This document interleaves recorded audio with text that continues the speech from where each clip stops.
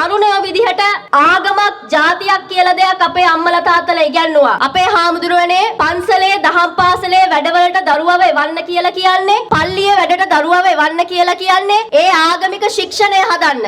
දරුවෙක්ගේ අධ්‍යාපනය කියලා කියන්නේ මගේ අම්මේ දැනුම කුසලතා ආකල්ප.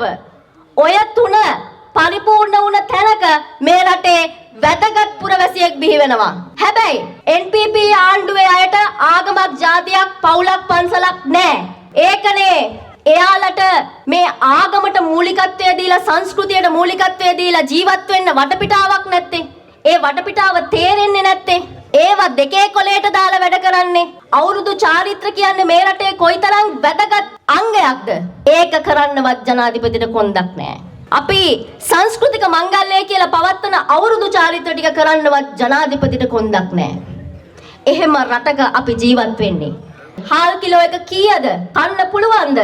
ජීවත් වෙන පඩියමද ජීවත් කරන්න? දරුවගේ පොට්ටි කරන් දෙන්න සල්ලි නැහැ. සමෘද්ධිමත් රටක් හදනවා කියලා පොහොසත් රටක් ලස්සන ජීවිතයක් කියලා මිනිස්සුන්ගේ ඇස්වලට කඳුළු පුරවපු ආණ්ඩුවක් මේක. හූල්ල ජීවත් වෙන අම්මලා තාත්තලා අත් දෙකේ කරගැට එනකන් දරුවෝ වෙනුවෙන් ජීවත් වෙන්න උත්සාහ කරන, දරුවෝ ජීවත් කරන්න උත්සාහ කරන අම්මලා තාත්තලාගේ ඇස්වලට කඳුළු ගෙනාපු ආණ්ඩුවක්. එහෙම ආණ්ඩුවකට සාප වෙනවා මේ රටේ අම්මලාගේ ඇස්වලට තාත්තලාගේ ඇස්වලට කඳුළු ගෙනාපු, තාත්තලාගේ පපු පිරණකම් හුස්ම අදින්න දීපු ආණ්ඩුවකට මේ රටේ ඉදිරිය තීරණය කරන්න අපිට දැන් අවස්ථාවක් ඇවිල්ලා තියෙනවා. ඒ වෙනුවෙන් ඔබ අපිත් එක්ක එකතු වෙන්න, ඒ වෙනුවෙන් මේ රට ගෙනියන්න එකතු කරන්න.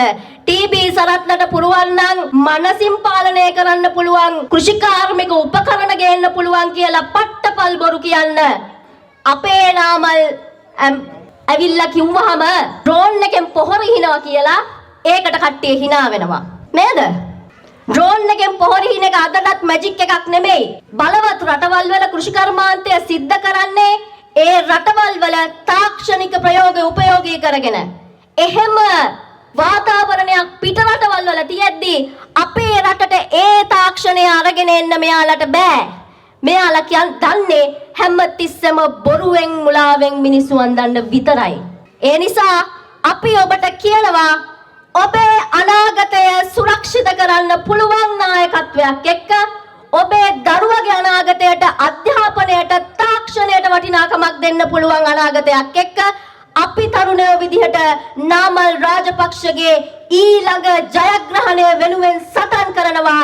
ඊළඟ ජයග්‍රහණය 2029 ජයෙන්ම ගෙන්නන්න අපි උත්සාහ කරනවා සහ අපි ඒ වෙනුවෙන් වැඩ කරනවා.